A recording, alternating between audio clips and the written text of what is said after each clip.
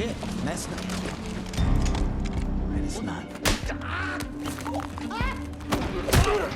Get the ball guy!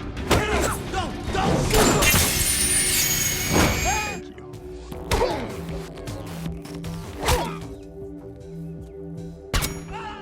The story kicks off with Teddy, an enthusiastic but not so successful entrepreneur trying to market his latest workout gadgets. This is where you get the best resistance. You can stretch. He's got resistance bands, a heat-trapping plastic suit for intense sweat sessions, and a height-adjustable pull-up bar. Sadly, none of his brilliant ideas pan out the way he hopes. Despite his commitment, things don't go as planned, and his attempts turn into a series of failures.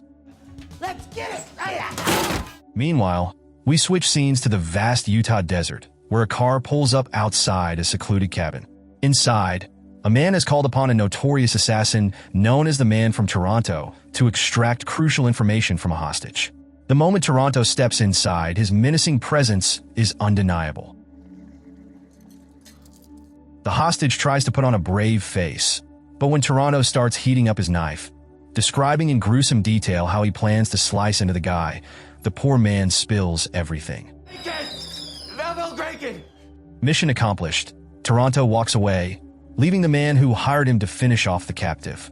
Back to Teddy. He's excitedly wishing his wife, Lori, a happy birthday and reveals his surprise, a cozy getaway at a cabin. They say they Teddied it. Lori adores her husband, but gently reminds him to avoid messing things up.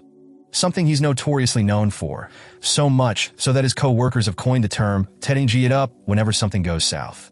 While Teddy isn't thrilled about his name being synonymous with disaster, he acknowledges that he has a history of blunders. Lori encourages him to pitch his latest business idea to his boss, Marty, and Teddy assures her he'll give it a shot that day. With fresh determination, he heads out, passing out flyers to everyone he sees. Here you go, guys. Marty's Fitness, right up there. When he gets to the gym where he works, he excitedly shares his concept of non-contact boxing with Marty. Unfortunately, Marty isn't impressed in the slightest. In fact, he calls it the dumbest idea he's ever heard. To make matters worse, he scolds Teddy for designing flyers without including essential details like the address and contact information. Ultimately, Marty lets him go, tossing his proposal in the trash, telling him that while he's a nice guy, he lacks the grit needed to succeed. That's the beauty of the idea. On the other side of the story, we get a glimpse into Toronto's life as he returns home. His place is sleek and modern, with a stunning cherry blossom tree standing at its center. As he whips up an elegant breakfast, he receives a call from the handler, who presents him with a highly lucrative job worth $2 million. That figure piques Toronto's interest, and he's instructed to head to a specific cabin in Onancock, Ontario. $1 million for each one. Coincidentally, Teddy and Lori also arrive in Onancock for their romantic getaway. Teddy drops Lori off at the spa, then heads to set up their cabin. But, thanks to his usual lack of attention to detail, he misreads the cabin number and walks straight into the wrong one. The man inside mistakes Teddy for Toronto, further convinced by the contents of Teddy's duffel bag, which he assumes holds deadly assassin tools instead of, well, personal items.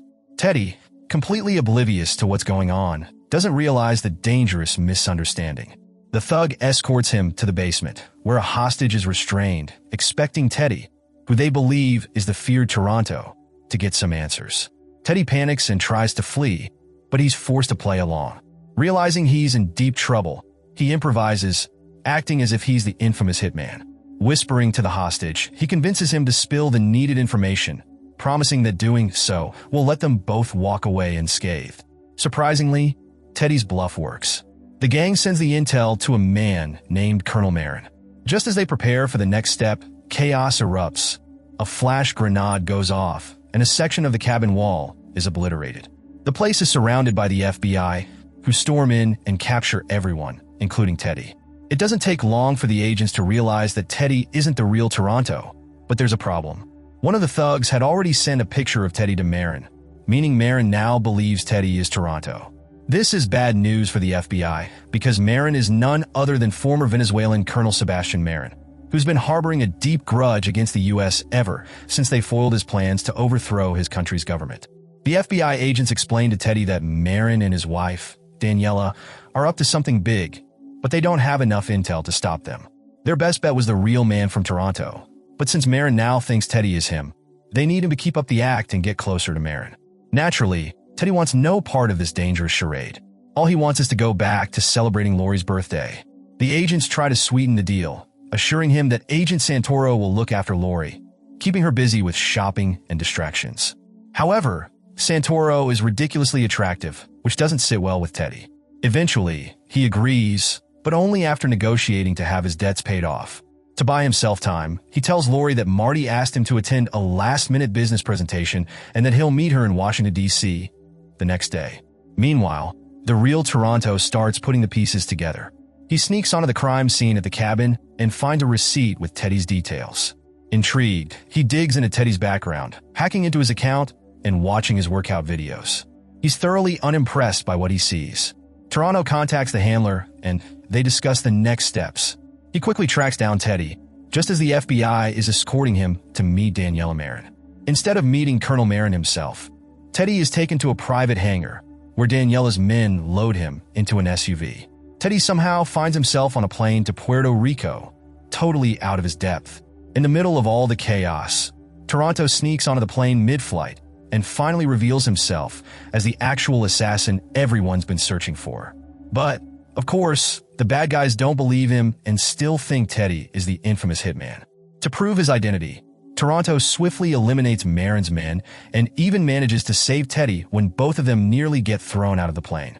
The plane ends up crashing in a field, leaving them no choice but to make their way on foot while the wreckage burns behind them. Toronto's handler contacts him, furious that he didn't kill Teddy. Witnesses are a no-go in their line of work. But Toronto needs Teddy alive because, as far as Marin is concerned, Teddy is still the man from Toronto. Their next move? Find a guy named Mr. Green and deliver him to Marin. Meanwhile, over in Miami, a sharp-dressed man steps out of a golf cart and casually strolls toward two guys. Introducing himself as the man from Miami, he wastes no time taking one of them out with his golf club. The other man tries to escape, but before he can get far, Miami receives a call from the handler offering him a fat $2 million payday if he heads to Puerto Rico. Without missing a beat, he turns his golf club into a rifle and takes out the fleeing witness. Back with Teddy in Toronto, they arrive in Puerto Rico, where Toronto attempts to teach Teddy how to walk, talk, and dress the part of a cold-blooded killer. They head to a tech conference, where Teddy is led into a room with 4 captives. His job? Figure out which one is Mr. Green and take him to Marin in Washington. With Toronto feeding him instructions through an earpiece, Teddy does his best to intimidate the men. But, true to form, he messes it up spectacularly, accidentally nicking one of the guys with a knife and then throwing up all over him and another captive. The real Mr. Green, completely freaked out, confesses on the spot.